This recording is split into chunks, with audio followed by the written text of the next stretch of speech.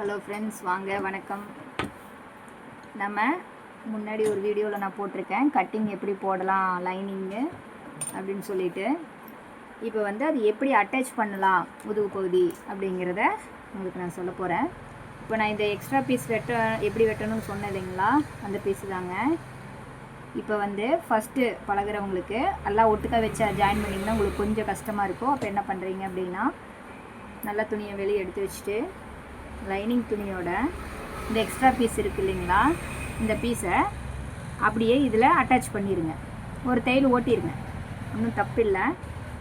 ஒரு தையல் தான் எக்ஸ்ட்ரா ஓட்டிடலாம். ஏன்னா ஒட்டுக்கா வச்சு அடிக்கும்போது உங்களுக்கு அது கொஞ்சம் கஷ்டமாக இருக்கும். அதனால் இப்படி ஒட்டுக்கா வச்சு தையல் ஓட்டி எடுத்துக்கோங்க. பிகினர்ஸுக்கு தான் இது சொல்லிகிட்ருக்கேன் நான். நல்லா பழகிறவங்க எல்லாம் மூணையும் ஒட்டுக்கா வச்சு ஜாயின் பண்ணி அடிச்சிடலாம். பிகினர்ஸ் வந்து கொஞ்சம் கஷ்டமாக இருக்குது இல்லைங்களா, அதனால் வந்து ஃபஸ்ட்டு இப்படி லைனிங்கில் அட்டாச் பண்ணிக்கிறீங்க.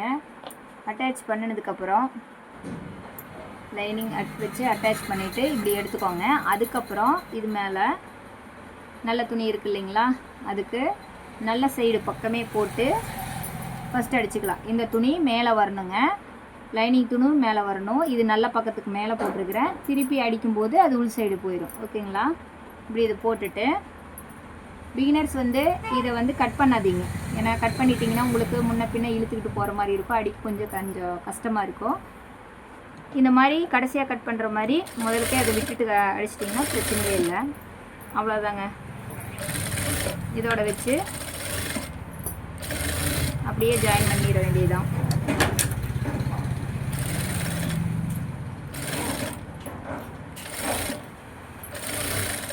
எந்த நெக்குக்குமே இந்த மாதிரி ஒரு துணி உள்ளே கொடுத்து அடிச்சிட்டிங்கன்னா ஃபினிஷிங் அழகாக இருக்குங்க. கேன்வாஸ் இருக்கிறவங்க கொடுத்து அடிக்கலாம். கேன்வாஸ் எனக்கு வேணாம், நான் கிளாத்லேயே அடிச்சுக்கிறேன் அப்படிங்கிறவங்க இந்த மாதிரி அடித்து எடுத்துட்டிங்கன்னா யூஸ்ஃபுல்லாக இருக்குங்க. சரிங்களா,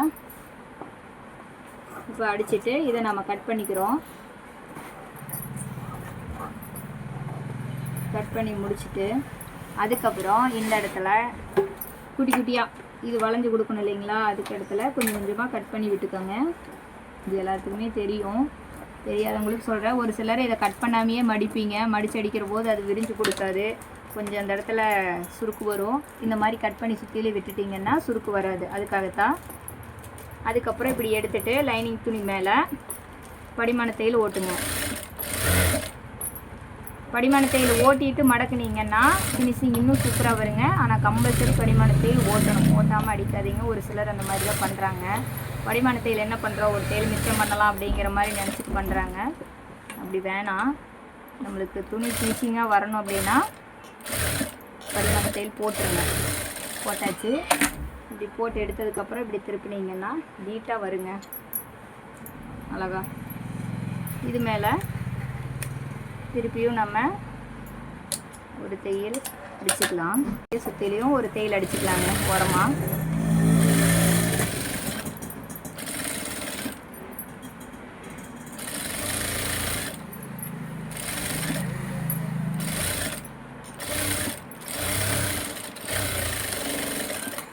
ஒரு தையல் அடிச்சுக்கலாங்க. வேணும் அப்படின்னா இன்னொரு தையல் அடிச்சுக்கலாம். அதை சுற்றியும் லேஸ் வைக்கிறவங்க லேஸ் கேட்டாங்கன்னா லேஸ் வச்சு கொடுத்துக்கலாம். அதுக்கு ஒரு தையலே போதுமானது. இல்லை எனக்கு லேஸ் வேணாம் அப்படின்னா ஒரு தையலே இருந்தாலும் ஓகே தான். ஒரு சிலருக்கு டபுள் தையல் ஓட்டுனா பிடிக்கும்பாங்க. கஸ்டமர் அவங்களுக்கு என்ன கேட்குறாங்களோ அதுக்கு தகுந்த மாதிரி செஞ்சு கொடுங்க. அவ்வளோதாங்க. சுற்றியில் அடிச்சுட்டு ஃபினிஷ் பண்ணால் நல்லா முடிஞ்சதுங்க.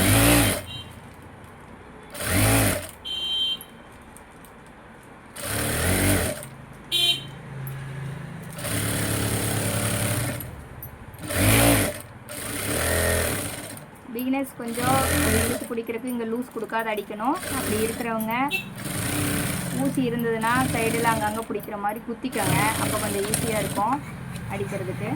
இந்த எக்ஸ்ட்ரா பீஸ் எல்லாம் நம்ம கட் பண்ணி விட்டுடலாம். அதே மாதிரி இங்கே இன்னொரு மடி மடித்து அடிக்கணும்,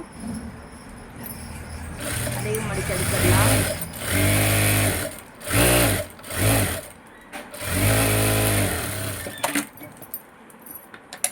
முதுகு பகுதி அவ்வளோதாங்க, முடிஞ்சது. ஸ்டார்டிங் பழகுறவங்க பொறுமையாக இந்த மாதிரி செஞ்சுருங்க, ஈஸியாக இருக்கும். ஓகேங்களா, தேங்க்யூ ஃப்ரெண்ட்ஸ்.